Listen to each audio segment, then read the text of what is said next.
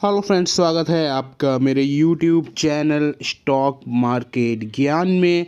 आज की इस वीडियो में बात करने वाले हैं यस बैंक के बारे में। देखो, अब यस बैंक के बारे में बात करना तो बहुत ज़्यादा ज़रूरी हो चुका है, क्योंकि यहाँ पर एक नहीं 2 से 3 इम्पॉर्टेंट अपडेट्स जो हैं वो निकल कर आ रही हैं, और इन इम्पॉर्टेंट अपडेट का जो इम्पैक्ट है वो अब डायरेक्टली शेयर के प्राइस पर भी पड़ना स्टार्ट हो चुका है। यानी कि यहाँ से एक एक्सपेक्टेशन है कि एक तेज़ी का माहौल जो बना हुआ है वो शायद सस्टेन करे और शेयर आने वाले टाइम में एटलीस्ट 20 से 21 रुपये के टारगेट तो अचीव कर पाए। तो ऐसी ही अपडेट्स मैं आपके साथ इस वीडियो में शेयर कर रहा हूँ। बस आपसे एक रिक्वेस्ट है कि प्लीज़ चैनल को सब्सक्राइब जरूर कर लें, सो डैट अगर मेरे पुराने चैनल मार्केट ज्ञान पे कोई दिक्कत आती है तो एटलीस्ट हम लोग यहाँ पर कनेक्टेड रहेंगे। तो सबसे पहले यहाँ पर यस बैंक के आज के दिन का परफॉर्मेंस हम देख लेते हैं। तो 1.5% के तेज़ी के साथ शेयर आज वीकली क्लोजिंग देते हुए नज़र आया 17 रुपये से ऊपर की, यानी कि 17 रुपये 22 पैसे का हाई था और 16 रुपये 90 पैसे का लो था। तो बहुत ज़्यादा खास तो कोई वॉलीटिलिटी थी नहीं, लेकिन यहाँ तक ये नॉर्मल ट्रेड करा, फिर ड्रॉप आया। अच्छी बात ये है कि इस लोएस्ट पॉइंट से रिकवर करा और अपने हाईएस्ट की तरफ की क्लोजिंग देते हुए नज़र आया। तो ये हफ्ता कैसा गया है? तो हफ्ते में लगभग 5.5-6% की रिकवरी इस स्टॉक के अंदर देखने को मिल गई, जो कि एक अच्छी चीज़ नज़र आ रही है। पिछले एक महीने के अंदर अंदर आपको गिरावट, और बाकी आप जैसे टाइम बढ़ाते जाओगे आपको यहाँ पर नेगेटिव रिटर्न्स नज़र आएंगे। मैं आपको यहाँ पर एक इन्फॉर्मेशन शेयर करना चाहता हूँ, जो कि यहाँ पर आपको CNBC TV18 के ऑफिशियल वेबसाइट पर देखने को मिलेगी। एक्सचेंज पर बैंक ने दी बड़ी जानकारी, शेयर में लौटी तेज़ी। तो जिस अकॉर्डिंग मैंने आपको बताया कि इस वीक का जो सिनेरियो रहा है वो इस स्टॉक के लिए आपको देखने को मिला है पॉजिटिव, और जो कि अमूमन इसमें स्टॉक में देखने को नहीं मिल रहा था। लेकिन अच्छी बात है कि सस्टेन कर रहा है, 17 पर तो एटलीस्ट सस्टेन कर ही रहा है। यहाँ पर जो इन्फॉर्मेशन है वो क्या दी है वो मैं आपको बताता हूँ। यस बैंक ने शेयर बाज़ार में अगर जो एक्सचेंज हैं उनको जानकारी दी कि उसे JC फ्लावर ARC, यानी कि यहाँ पर JC flower asset reconstruction company से जो एक बहुत बड़ा अमाउंट है, लगभग 420 करोड़ से ज़्यादा का अमाउंट जो है वो इसको रिसीव हुआ है, ये आप देख पा रहे होगे। और यहाँ पर ये रकम बैंक की ओर से पहले में जो NPS थे पोर्टफोलियो के तहत मिली है। अगर आप लोगों को नहीं पता, जिन भी लोगों को पहले का सिनेरियो नहीं पता, तो क्या हुआ था कि यस बैंक के बैड लोन्स थे। बैड लोन्स मतलब जिनमें रिकवरी के चांसेस लगभग ज़ीरो थे।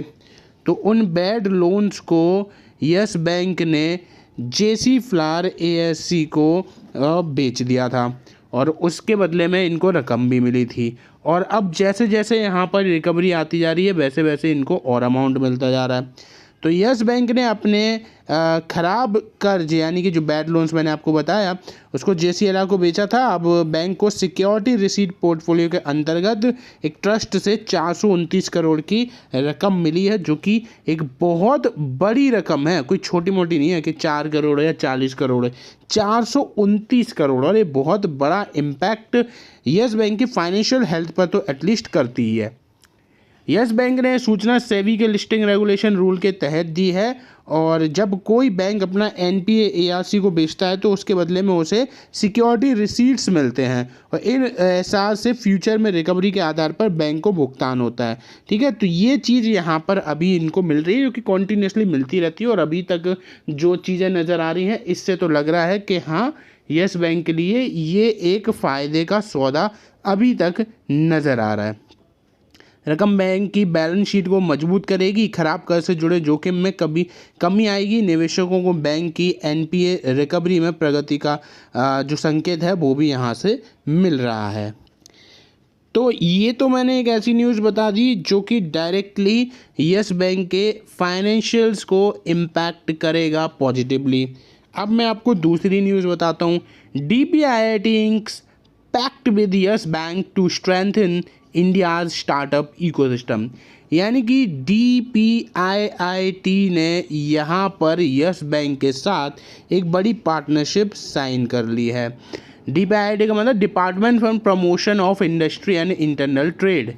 MOU साइन किया गया है यस बैंक के साथ सो डैट यहाँ पर इनोवेशन को और ज़्यादा बेटर किया जाए और जो प्रोडक्ट स्टार्टअप्स हैं उनको क्रूशल सपोर्ट प्रोवाइड करवाया जाए और एंटरप्रेन्योर्स को और ज़्यादा यहाँ पर मोटिवेट किया जाए आने वाले टाइम में और अच्छे स्केल पर काम करने के लिए।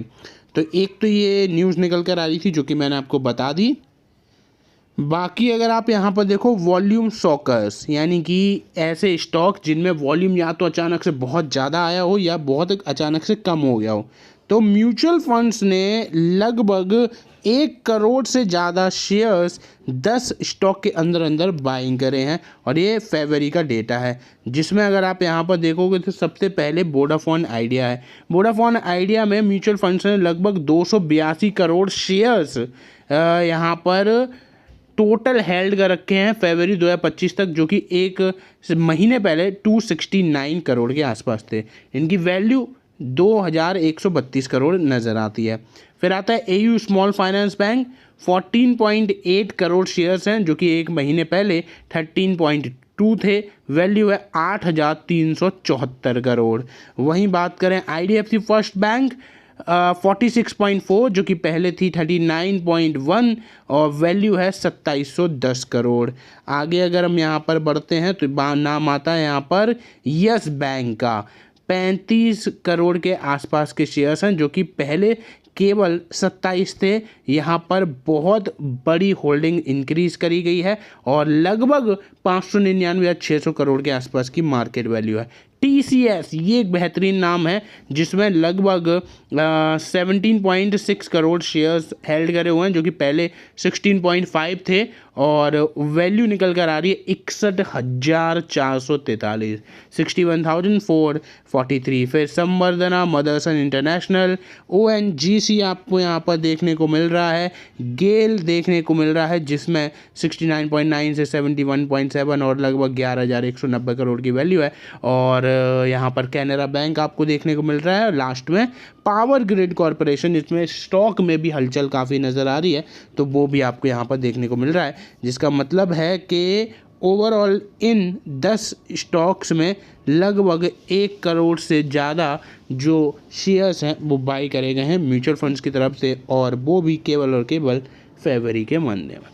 तो ये है ओवरऑल कंप्लीट इन्फॉर्मेशन जो कि मैंने आपके साथ इस वीडियो में शेयर करी है। बात करते हैं 2 ऐसे स्टॉक के बारे में जो कि आपको कॉर्पोरेट एक्शन दिखाने वाले हैं। पहली कंपनी का नाम है कैप्टन टेक्नोकास्ट। यहाँ पर कंपनी की तरफ से 1:1 का बोनस इशू कर दिया गया है और रिकॉर्ड डेट अभी तक अनाउंस नहीं करी है, जैसी होगी मैं आपके साथ वीडियो में शेयर कर दूंगा।